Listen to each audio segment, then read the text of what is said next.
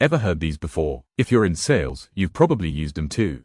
Let's break down the 5 most common excuses salespeople make and what to do instead. This one's a classic. Blaming the leads instead of refining your approach is like blaming the map for getting lost. Good salespeople turn cold leads into warm ones with the right message. Everyone has the same 24 hours. It's not about time, it's about priorities. Time block your calls, follow-ups, and learning time. Follow-up isn't bothering, it's building trust. If you believe in your product, you're offering value, not annoyance. Persistence beats resistance. Slow season, maybe, but top salespeople create demand. They adapt, shift offers, and find new angles.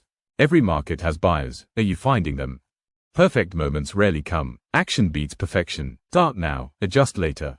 Progress, perfection.